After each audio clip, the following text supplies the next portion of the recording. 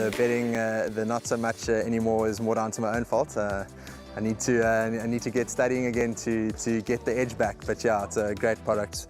I love the exchange. It's really, in my opinion, one of the better bookmakers, if not the best bookmaker out there.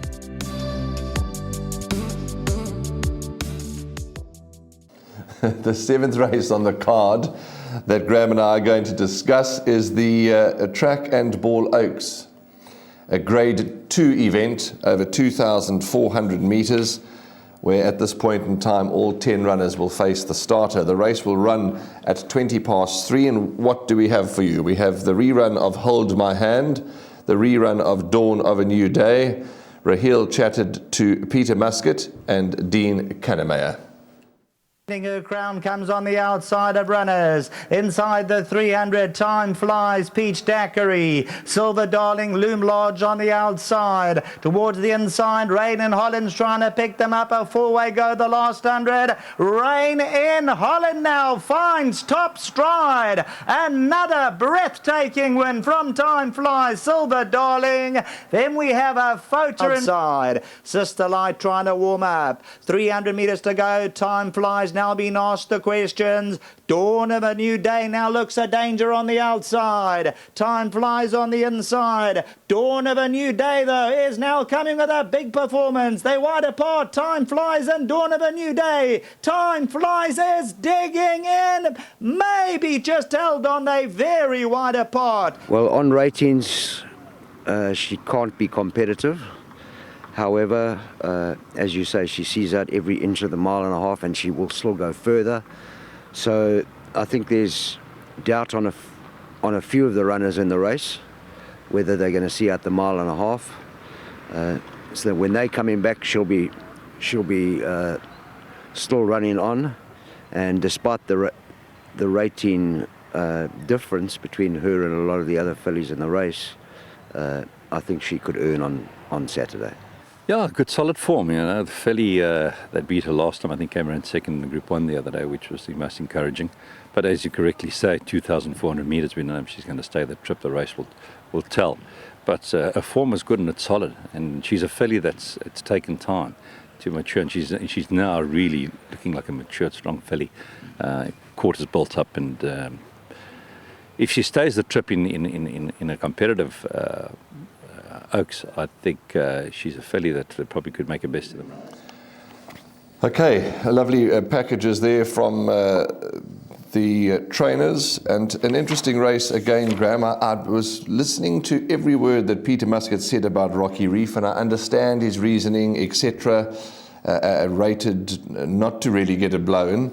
But I think she's come exceptionally well, this filly, of late. Not I think, she has come exceptionally well of late. She gets pole position.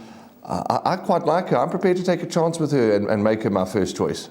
No, she's not my first choice, but I do have healthy respect for her because she is a winner last time over Track and Trip. So you've got to respect her because Peter Muscat is a good judge.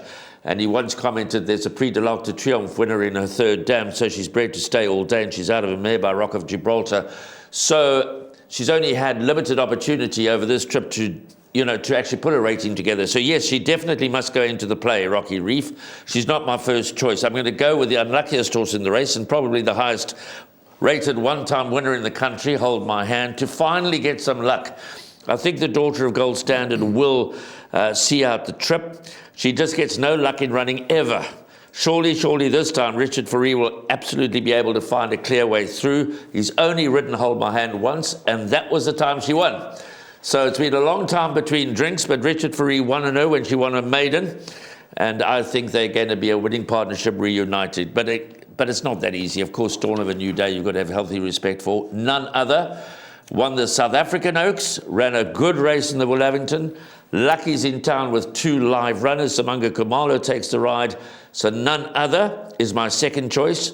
And my third choice, interestingly enough, is last year's runner-up, number 10, Light of the Moon, from the Baron Burtis Vosloo stable. So I'm going Hold My Hand to win it from none other than Light of the Moon.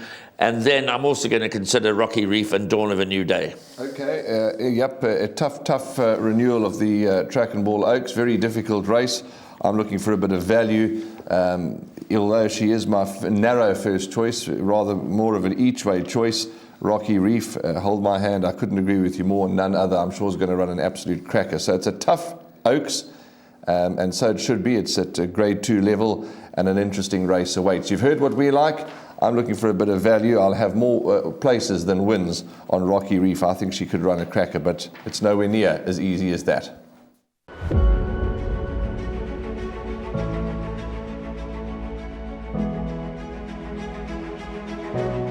It's Donovan Everett from Cape Racing, and I'd just like to say it's an absolute pleasure to be involved with Intrabet and Cape Breeders in this golf day today here at Pearl Valley.